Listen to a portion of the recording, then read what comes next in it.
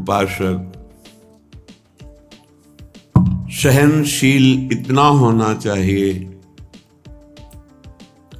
आंतरिक विकारों का पूर्ण रूप से सहन करने का स्वभाव बना लेना चाहिए। आंतरिक विकार,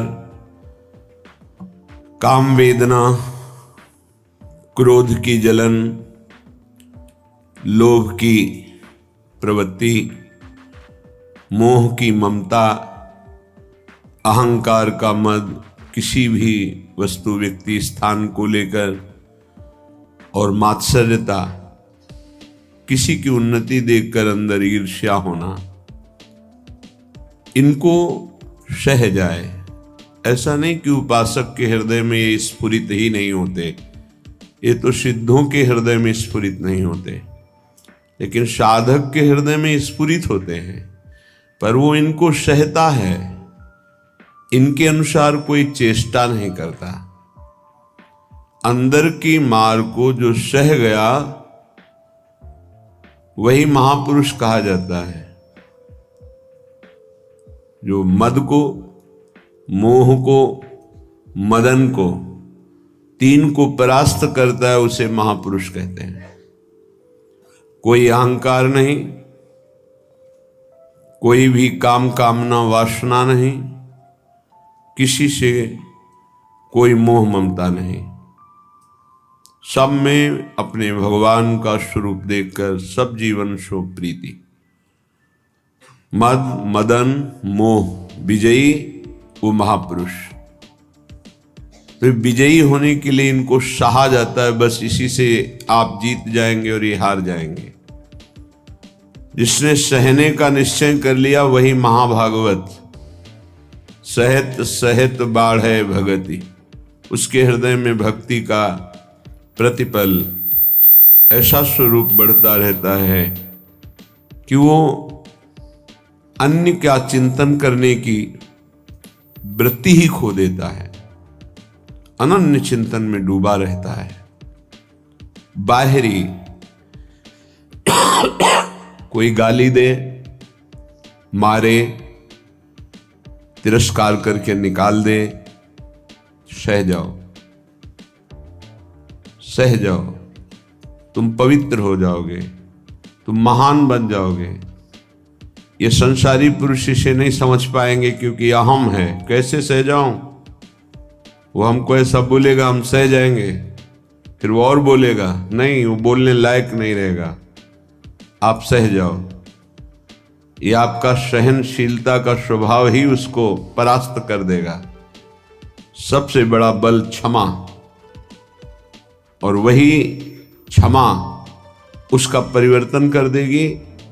नहीं परिवर्तन करने लायक है, दंड देने लायक है, तो उसका पतन भी हो जाएगा, बहुत बुरी तरह से नष्ट हो जाएगा वो। उमा क्षमा साप होते भारी, दोनों तरह की मार सह जाए वही महात्मा, चाहे गृहस्थ हो या विरक्त हो। तितिक्षा पहला लक्षण है भगवत प्राप्ति के उपासक का, सहन करना। इसे अंदर बैठा लिए, ना तो किसी से कहना है, ना किसी से सहयोग लेना है, चाहे बाहरी आक्रमण हो चाहे आंतरिक। चुपचाप अपने आराध्य देव का विधान देखना है, बस आप जीत जाओगे माया पर। आप मन को अपने अधीन कर लेंगे, जो बहुत कठिन बात है। श्रीपाद प्रबोधानंद जी महाराज करुणा करके कह रहे हैं, अय उपासक, चांडाल स्वखरादिवद यदि जनाः कुर्वन्ति सर्वे तिरस्कारम दुर्विषहंच तेन नहि मे खेदस्तनीयानपि देवा दिव्य में च भूत निवहा प्राणाश्च दद्युर्महा स्नेहातुष्टमतो न मे गुरुतृषो श्रीवृंदावनीये रसे। ऐ मित्र, ऐ सखे, मेरी बात मान ले।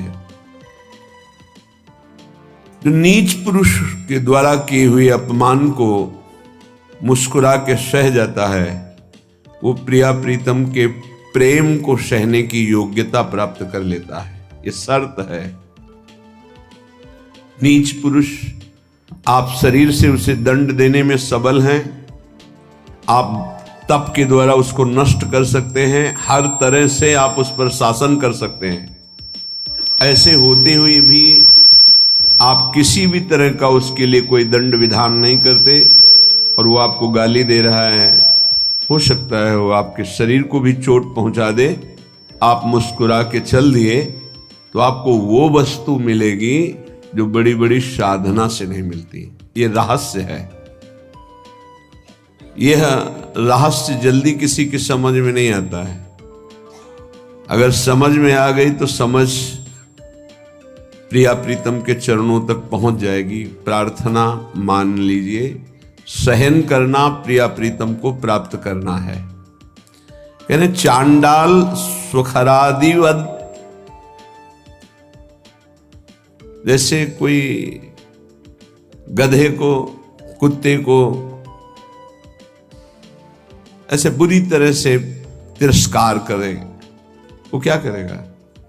चल देगा। गधा खड़ा है, क्या करोगे? डंडा मारोगे, उसको गाली दोगे, वो चल देगा वहां से। वो कोई आप प्रतिक्रिया नहीं करेगा आपके प्रति, वो भाग पड़ेगा वहां से। कुत्ता है, आप टुकड़ा रोटी का डालिए, पुचकारी आएगा, फिर डंडा मार दीजिए, फिर चला जाए, फिर पुचकारिए, वो फिर एक बार आपको देखकर हिम्मत करेगा, फिर आएगा, फिर मार दीजिए। वो कोई प्रतिक्रिया नहीं करेगा, प्रतिकूल व्यवहार नहीं कर पाएगा। ऐसे एक बार परमहंस श्री स्वामी ओंकारानंद सरस्वती जी महाराज उनके चरणों में बैठे हुए थे, तब उन्होंने कहा, बच्चा, साधु को इतना सहनशील होना चाहिए जैसे कुत्ते का। कुत्ते का सहनशील स्वभाव, उसे टुकड़ा डालो, पुचकारो, आ जाएगा, डंडा मारो, भाग जाएगा, फिर बुलाओ, फिर आ जाएगा, उसको मान अपमान का कहीं कोई बोध नहीं। ऐसे ही कई बार साधु का अपमान हो, फिर आओ अच्छा ले लो रोटी, फिर गाली दे, फिर भगा दे, फिर आओ अच्छा ले लो। उसको कभी बुरा नहीं लगना चाहिए और आखिरी बात तक फिर हाथ फैला देना। लाइए, ये बड़ी बात जो महापुरुषों में पाई गई, ये बड़ी बात पाई गई। मानापमान का किंचन मात्र भी कोई प्रभाव नहीं। श्वान की तरह जैसे उसको मान अपमान का कोई, तब वो त्रिभुवन पूज्य ब्रह्मा के द्वारा भी नमस्कार योग्य हो जाता है। ऐसे महापुरुषों के पीछे भगवान डोलते हैं कि इनकी चरण रज हमारे ऊपर पड़ जाए। स्वयं भगवान कहते हैं, मैं ऐसे भक्तों के पीछे डोलता हूं। निरपेक्षम मुनिम शांतम निर्वैरम सम दर्शनम अनुब्रजाम्य हम नित्यम पूये त्यंगुरेणु भी। हे, बहुत बढ़िया अवसर है, सह जाओ। जब कर्म भोग आता है तो किसको गाली दोगे? सहते हो ना, तो एक कर्म भोग मानकर सह जाओ। अंदर विकार आवे तो सह जाओ, बाहर कोई अपमान करे, गाली दे तो सह जाओ। बहुत ऐसे स्थान पर पहुंच जाओगे जहां सुख ही सुख है, दुख का लेश नहीं है। और ये अपमान करने वाले, निंदा करने वाले वहां पहुंचाने में हमारा बड़ा सहयोग करते हैं, इसलिए कभी इनका बुरा ना सोचे। करत जे अनशहन निंदक तिन्हु पे अनुग्रह कियो। हे भगवान, इनको कभी दंड मत देना, इनकी बुद्धि शुद्ध कर दो, इनका शरीर स्वस्थ रहे। नाथ, ये तो यंत्र मात्र हैं आपके मंगल विधान कराने में, हम इनको बिल्कुल दोषी नहीं मानते। ऐसा स्वभाव भक्तों का होता है। कह रहे हैं कि नीच पुरुषों द्वारा, जैसे चांडाल आदि हैं, चांडाल कहते हैं जो चतुर्वर्ण से रहित, जो मांस मदिरा व्यभिचार हिंसा इस तरह के आचरण करता है, उसे चांडाल कहते हैं। जो कुछ भी खा सकता है। शास्त्रों में कुत्ते का मांस खाने वाला, ऐसे नाना प्रकार के कुमार्गगामी प्रवृत्तियों में जो हर्षपूर्वक चलता है उसे चांडाल कहते हैं।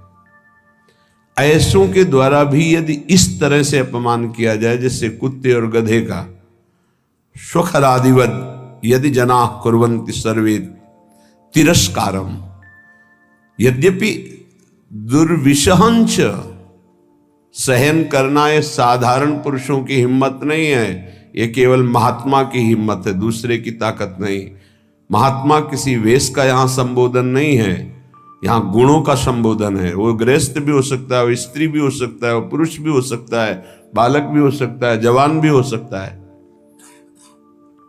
ये बात धैर्यपूर्वक समझनी है। भगवान कृपा करते हैं, ऐसा अवसर देते हैं कि हमारा अपमान होता है। उस समय अपनी स्थिति को नापिए कि आप क्या हैं। यदि उस समय भगवान का मंगल विधान मान करके आप प्रसन्न मुद्रा में हैं, जोई जोई प्यारो करे सोई मुहि भावे, बस बात बन गई। देखना कुछ ही दिनों में आप